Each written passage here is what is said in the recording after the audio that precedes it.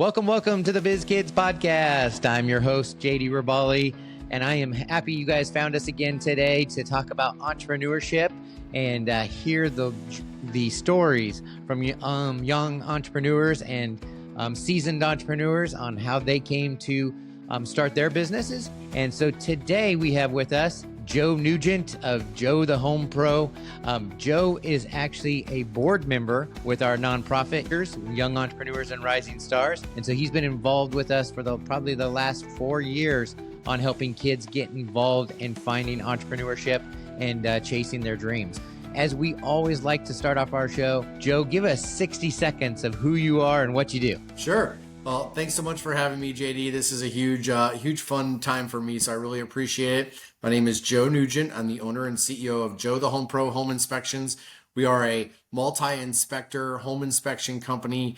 We cover Marco Island all the way up to Port Charlotte and Punta Gorda, and we're going to move into Tampa and Sarasota in the next 60 days. And we just launched a licensing division nationwide. So Lynchburg, Virginia is our first location that just got up and running. So that's what we do. That's always fun to kind of venture out of your regular home area and see all the experiences as an entrepreneur and what that takes. So I'm sure it's been a fun journey so far. Educational, if nothing else. Well, where we like to always start is let's go back to your childhood. This is not a therapy session, but let's just go back to your childhood. Were you a little hustler as a kid? Were you looking for a business when you were in school and trying to make some money? Yeah, I mean, I think I started like anybody else, like shoveling. I was in Ohio, so like shoveling driveways when it snowed. And then as I got into like 8th and 9th grade, with a couple other kids in the neighborhood, I started this landscaping company, and I called it Eagle Landscaping. And what was really cool about that is that there was another Eagle Landscaping already in Cleveland. I didn't care at all about that, though. I was just like, whatever, it's fine.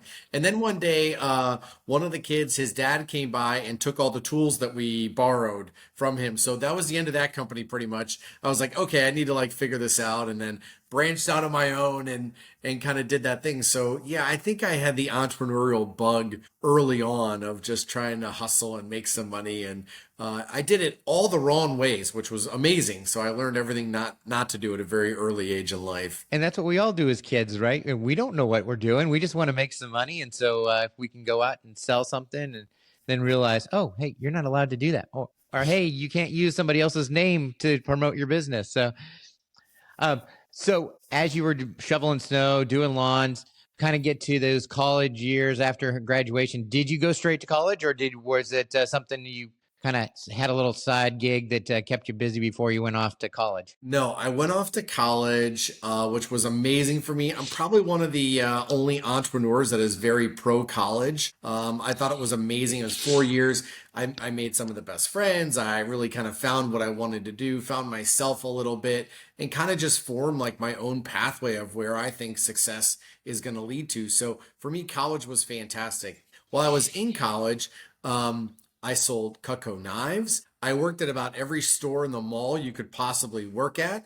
I think it was just so I could try to meet girls. But yeah, like, I mean, I did all sorts of odds and ends. And then after I graduated, I went to Xavier University in Cincinnati, and I graduated in 2000. And my mom and dad were like, okay, you have 30 days to find a job or you got to move back to Cleveland. And I was like, hold my beer, I'm finding a job. So I walked into the crappiest hotel you could ever possibly imagine, and I ended up getting a job as the assistant food and beverage manager.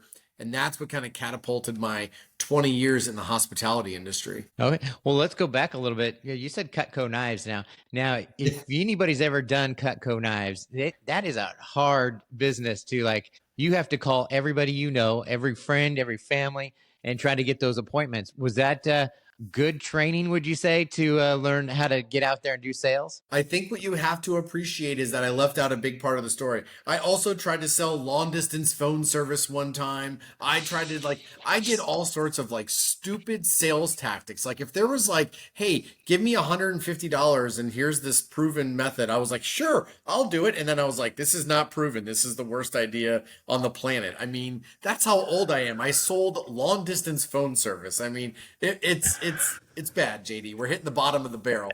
But Cutco was actually awesome. I was really good at it. Matter of fact, and you can't see it behind me in my picture, but I still have my whole set of Cutco knives, and I love the brand of knives. So it's always something that is near and dear to my heart. But a lot of my family has Cutco knives now because of that. Well, I had that entrepreneur spirit when I was young as well. And so I didn't want to just go get the regular job. I was always looking for the commission jobs. So I sold vacuums door to door.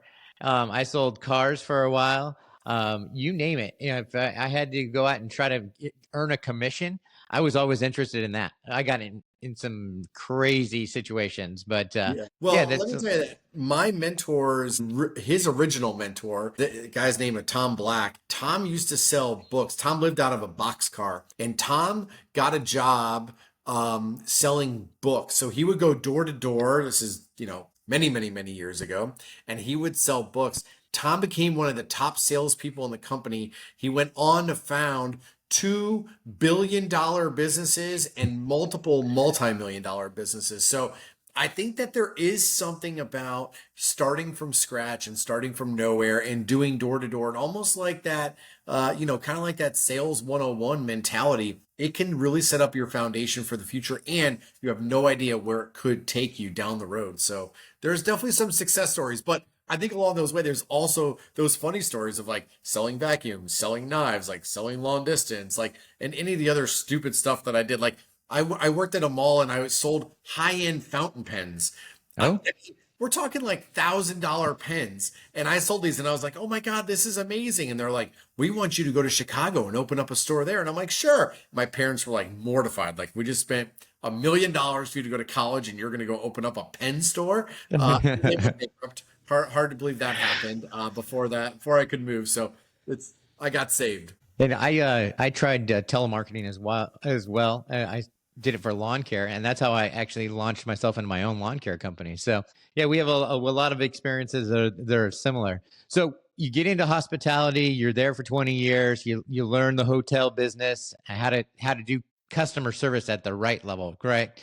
Yeah. So what were some of the biggest wins that you had while you were in the hospitality industry? So I think one of the biggest things that I can think of is I was like a year or 2 years in to my first job.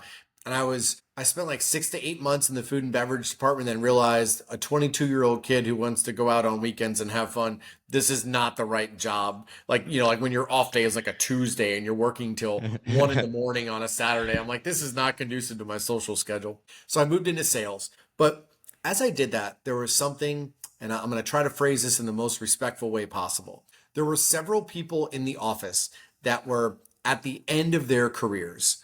And I just remember looking at the jobs they were doing, the place they were working at, and the money that they made. And I'm going, nope, there's more to life. There's something bigger out there for me than this.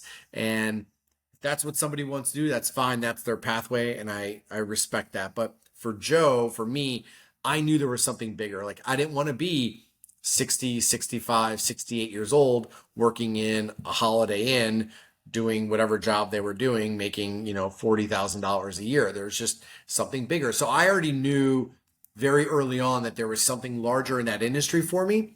It wasn't until probably 5 years later that I landed a job as a director of sales for an upscale all-suite hotel. And the ownership there really took me under the wing. And that's when I got to understand entrepreneurship.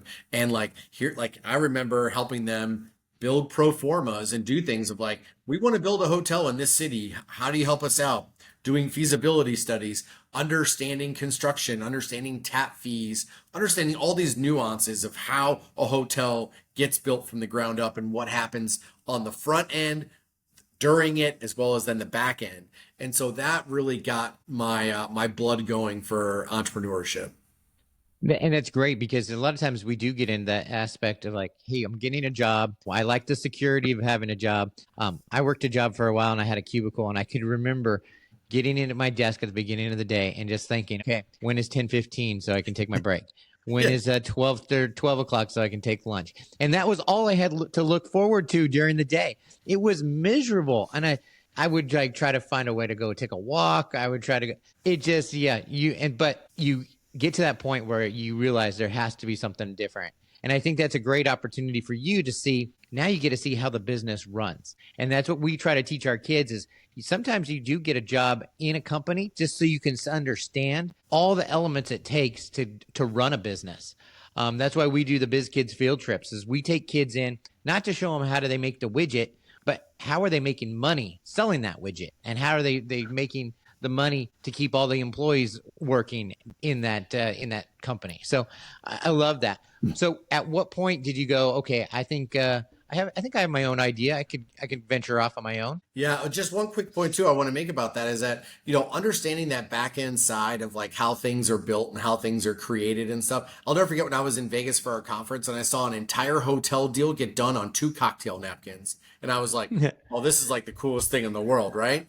And so little did I know, and I think this is a really good point for anyone that's listening, if they're still listening by now, if they haven't left already, is that, you never know what decisions you make in life and how it's going to affect you down the road. And sometimes those decisions that we make don't manifest themselves until many years down the road.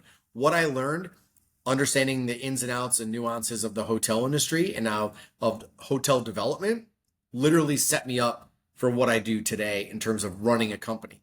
Having 20 years in the hospitality industry really set me up for how do you handle people and take care of people and have a customer service background. That stuff is really, really important, I think. And I think it's lost on a lot of people because they think what they do today is going to affect tomorrow or it should manifest itself. And sometimes it just takes a lot longer to get there. Yeah. And then if you would have went from right out of college, went to start a home inspection business, you would have been like, okay, where do I start? I don't know customer service at all. So you have to look back at that experience and go, okay, it wasn't the greatest, but I learned a lot. Yeah. Like when you go to someone like, what's a profit and loss statement? And they look at you like you have 3 heads and you're like, okay, this is where we need to start. Let's go through this and stuff, right? So understanding how to read those things or what they are, that all was really, really valuable for me. So at what point then was it where you came up with the idea of Joe, the Home Pro? And actually I want to talk about this story is like you came up with another name. And that other name went back to your Eagle landscaping days, but this time it came back with a little more lawyers behind it. Yeah, a very fun story there. But it was July of 2013. Corporate America happened. I unexpectedly lost my job. And I knew that, okay, I'm done with other people telling me whether or not I have a paycheck. I was married at the time. Both my kids were super little. And so I ended up getting another full-time job 10 days later. But that started to kick off like, okay, what is out there for me to do? Because I'm done working for other people. And I think then what happened is the very, very fun story of my wife at the time and I were sitting on the couch watching HGTV and there's this guy that's a home inspector. And I'm like, this is a really cool show. Like I could totally do this. And so I started to look into it and started to get, do some of my due diligence. And turns out there was a need for inspectors. People thought I was crazy because they're like, you have a $115,000 a year job with benefits and so forth. Why are you trying to start your own company? And I was like, I don't want to do this forever. And you don't know what could happen. This job might go away, just like other ones did for me at other points in my life, unbeknownst to me and through no fault of my own. And, that was kind of interesting. So Joe the Home Pro is actually started and founded as Inspector Gadget Homes. And like a year and a half in, I get a letter in the mail. And it's not like when you go to college and you get a thick letter, you're like, oh, this is good news. When you're an adult and you get thick letters, it's normally, and so it's like, it's got like some law firm from like New York City. And I'm like, I am screwed. I don't know what's going on, but this is not good. And so I remember calling up my attorney and I'm going, hey, I thought we were good. He's like, yeah, we're good. He goes, they're just trying to like, the big guy versus the little guy. They're just trying to bully you. You haven't done anything wrong. There's nothing to worry about. We can fight this and win. It's going to take 6 months and $70,000. And I don't think I had $7 to my name at that time. And I go, I think a rebranding sounds great. We should rebrand the company. So Brian and Kelly McCartney, who were local here in Southwest Florida at the time, they are the ones that actually came up with Joe the Home Pro. And I got to tell you, they nailed it. I mean, the very first swipe that they took was an absolute grand slam. I loved it. The logo, what you see from my logo, branding, everything, that was their very first try. and I loved it. And like you, JD, I do a ton of networking, and for me, it was having those connections already through networking that gave me the ability to even start my own business and do my own thing. So, yeah, Joe the Home Pro has been around for probably 7 years now, I guess, as Joe the Home Pro, but the company just turned 10 years old as a whole last month. Now, I remember your last month at the hotel that you were working at, and you and I were talking about that and taking that jump. And so I'm so excited that you did it, and that you're experiencing all the ups and downs of entrepreneurship. And that's the good thing to know, right? Is there are ups and downs. So there are days as an entrepreneur that things are going to be just peachy keen and everything is going good. You got the checks coming in, and then there's other days that you're on the floor crying because payroll's due and the money's not there. So, what are some of the experiences that you've experienced that you say, hey, this has been one of my best, but this has been one of my worst, but I learned the most from it? So I have to share this with everyone really quick because you have a huge part in my story. Because 6 days after I left the hotel, after COVID kind of took that job away, and I decided to go full time, and I'm not looking back, you invited me to the Grow Business Network for their Tuesday regional launch that was at Mission Barbecue up in Fort Myers. And I will never forget. I'm so grateful that you introduced me to everyone up there, but I will never forget how scared I was looking around that room going, oh my God, this is my new normal. Like, it's all on me. Like, there's no other paycheck. I got to make this work.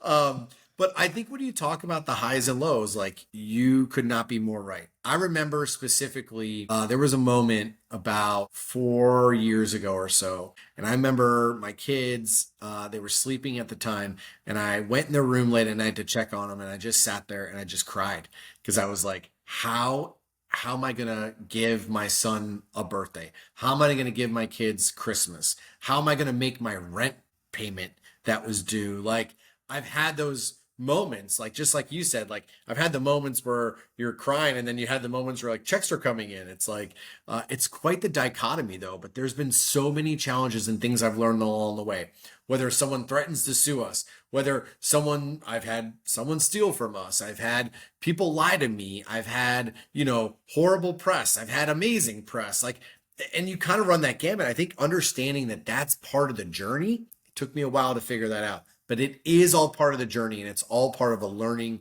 experience. I had a conversation this morning with an entrepreneur locally, and their company is going through some stuff right now, and they're in a lawsuit situation. And I remember talking to this person, and they were like, well, here's what I learned to do next time, and here's what I'm learning now. And I think those are really, really tough lessons to learn, but they're also lessons that build you as a person and as an entrepreneur. And ultimately, hopefully, you'll be able to come out from the other side of it bigger, better, stronger, faster. Absolutely. And, I've had multiple small businesses throughout my life. And there was a day that I didn't understand how workers' comp worked. And I had a workers' comp accident and somebody got hurt. And a year later, I have to pay out $30,000 in one day to workers' comp to reimburse for all the things that I did wrong because I didn't know the process. So, yeah, entrepreneurship is sometimes you have the greatest day, sometimes you don't, but it's a learning process. I can guarantee you, I know workers' comp now, and I'm going to ask questions if I don't, because when you have a day where you have to write a check for $30,000, it opens your eyes real quick. So, and I think it's important for people to understand that good times don't last, but neither do the bad. And I think as entrepreneurs, we live in like this peak and valley type of system. So for me, I'm trying to figure out how do I fill my valleys so that the lows aren't as low. But you're going to have the highest of highs and the lowest of lows, and that's just normal. That's just part of it, right? You're going to have March, where March is the best month in Southwest Florida. And then you're going to have Septembers that are the worst month ever. And we get hurricanes and bad stuff happens. I mean, that is part of it. And I think every time you go through a situation like that, it's how do you try to forecast as best you can in your head, strategically with people around you that will help you try to say, okay, you need to know this is coming. So let's try to prepare for it. How do we make expansion plans? How do we, implement a new marketing system? How do we implement a new software program? Whatever that may look like, you have to try to get away with it and get ahead of it, rather, not away from it, get ahead of it. And I think one of the ways we do that, and to try to not kill, but like try to like minimize those peaks and valleys, is to understand that each and every day, putting in as much work as you can to fill your pipeline, because the more and more you do that, sales cures everything. It's going to fill your financial pipeline. It's going to make sure your team members are fed. It's going to do all those things. And so I just have to remind myself to continue to do as much networking and sales and relationship building as I can, just like I'm out there in the field doing inspections every day still. So most of the entrepreneurs I see online, they work maybe 20, 30 hours a week. And usually you're on the beach and on their private jet or on their boat. That's kind of lifestyle an entrepreneur lives, right? Very similar. I tell you what, the internet has been horrible in terms of representing entrepreneurs, because what's happening is like these influencers, or these idiots, as I like to call them, are out there renting like nice cars and seeing like there's like a private jet that they can rent out for an hour and take pictures in. And that's what they make you think this lifestyle is. The reality of it is that you're opening up your fridge and you're like, oh, good, ice cube soup again for dinner. And you're like, trying to like figure out like, how do I make payroll? Like, how do I get this next sale? Like building stuff. I just had a conversation with my nephew about this a couple days ago. And I was like, hey, just know that when you build something, you're going to eat it for the first 3, 4, 5 years. Like, it's not like you build it and a year later you got $2 million in your bank account. I'm like, it only took me 10 years to be an overnight success. And so people need to understand that there is a process. You have to give it time, and it's a long game. It's not a short game. And anyone that plays a short game, they'll flame out and it won't work. And they're also not doing it out of genuineness. So that kind of leads into one of my final questions for you is, what advice do you give to kids, and what advice do you give your own kids about entrepreneurship and taking that risk to go out and try that? First off, just start. Just do it. You're never going to be 100% ready. You're never going to have everything in place. Just start. Secondly, do not care what other people think or say. I'm talking family, friends, colleagues, whoever it is, right? It doesn't matter what anyone else thinks. Too often we get caught up in what everyone else might think or might say or whatever. Guess what? It's your journey, not theirs. So you have to keep doing what you're doing. If I listened to everybody 12 years ago and they were like, why are you starting this company or whatever? And I'd be like, thank God I did. Thank God I started this company, because I really would have been flat-footed if I lost my job during COVID and had to figure out how to reinvent myself, right? So those are some of the big things that I would say. On top of that, though, I would also say, keep at it. Find a mentor. Find people that are smarter than you and have been there before that can help you avoid the pitfalls. You have to have a team around you of trusted, reliable individuals that can give you the good, bad, and ugly and give it to you straight, and you to be able to work around and navigate the challenges and the pitfalls. It's so important. I see so many people that don't have mentors and they just think that they can do it on their own, or they're on Instagram and they're like, oh, this person knows what they're doing. No, they don't know what they're doing. So those are some of the big things that I would say. But JD, how many times do we see somebody that has this idea, but they're too scared to raise their hand and talk about it? They're too scared just to start. They want it just perfectly. Just start. You have an idea, just go with it. You have no idea where it could lead to. And I tell my kids this all the time. I go, you can do anything in the world that you want to do, and I will support you 180% at whatever that is. But don't just talk about it. Get out there and do it. And, that's really why we started Biz Kidz, is because when I was a kid, my parents were educators, and I didn't have any mentors that I could go to. I didn't know any business people that I could just go out and say, hey, teach me about business. So that's really why we started this program, to put kids in front of entrepreneurs, business people that have gone through these experiences, so they can have those experiences themselves and get that mentorship young, so they're not making the same mistakes that you and I did as we jumped into business for the first time and realized, oh, that's not the way you do it. So, to kind of finalize it, there was one other topic I wanted to bring up. Is you're also a social media, or not a social media star, a TV star on reality TV. You were on The Blocks and you won The Blocks. So tell us real quick what The Blocks is and kind of how that all came to about. Yeah, so The Blocks is a week-long entrepreneur, not a reality show, but it's reality based in terms of like, it's real what's happening there, and it's a competition. And I was up apparently 40,000 people applied to be on the show. I was one of 127, I think it was, that got picked. And you go through a week-long thing. So in the morning, you have a 3-hour education session. Then you have 15 minutes to craft a 3-minute presentation. And then you get up in front of a coach in a small group, and they judge you. And then you have a 15-minute consult with them. Based on that, whoever wins the small group goes up on the big stage at night, and you compete against the other 9 small group winners.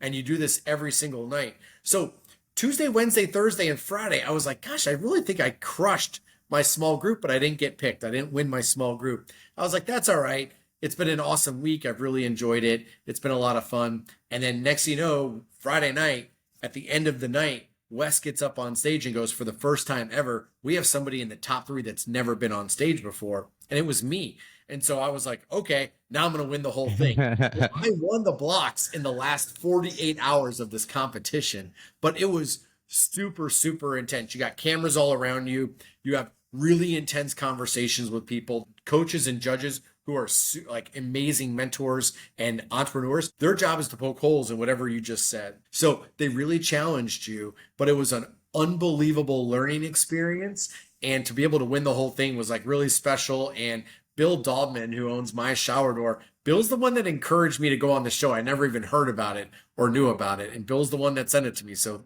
thanks to Bill for that. Winning the blocks and going on it has unlocked a lot of doors I didn't even know existed. And so I was very thankful, but it really challenged me and it really made me think differently. But the education I got while I was there was immense, just incredible. That's awesome. Well, I appreciate, Joe, that you spent the day with us to kind of tell us your story and give it. We definitely have to have have you on another episode. There's a lot more that I have questions for you about that we can talk hours on. But I'm glad you pointed out that the judges poke holes and stuff. And that's what we try to teach the kids is I don't want to come across as, hey, I'm a mentor, but I'm going to like deflate your ideas. But we do need to point out like, hey, this may not work. If you're selling candles outside and it's 120 degrees outside, they're probably going to melt. Or if you're trying to sell ice cream and you don't have enough ice for the day, it's probably going to melt. We try to like coach and mentor and be nice about it, but we also want to say, hey, let's think this through every aspect of the business because you don't want to be out there at the end of the day with product that's melted and, because a lot of our events are outside during the season and it can get warm. So thank you again for being here. No, you don't know, right? So you have to have people around you to tell you that. So exactly. Any final words for our kids and parents out there? What would actually tell the parents about getting their kids involved? Just support them. If your kid has an idea, just do it. I mean, my son went to one of the Biz Kidz things and he's like, I think I want to start collecting baseball cards and selling it. I was like, okay, this is not going to work. But I'm like, all right. So there I am spending, hundreds of dollars on baseball cards and, for my son. But it's like, even though I knew it probably wasn't going to be his thing, I wanted him to at least try because just the experience, even if it fails, the experience that they get, the confidence they get, the knowledge that they get is really important. But the number one thing they do is our kids are watching us. They're taking notes. And so as supportive and as encouraging as you can be, do it. If you think something's dumb, don't really tell them that. But I think, JD, to your point, as a judge, as a coach, as a mentor, it's our job to give them the full picture of everything. So just by asking the right questions to them, a lot of times they'll come to their own conclusion. But as a parent, support your kids. Awesome. Well, if you guys want to get your kids involved with the Biz Kidz, you don't have to be in Southwest Florida. We have the Biz Kidz Hub, which is our training center, which is you can access from anywhere around the world. Follow us at bizkidsusa.org, and you can find out more information about us and how to get involved in our training center. But we're here to mentor your kids, train them, kind of walk them through that whole process of what it would take to be an entrepreneur and start a product, a service, anything like that. So look us up. Thanks again, Joe, for being here today, and we will see you on the next episode of the Biz Kidz Podcast.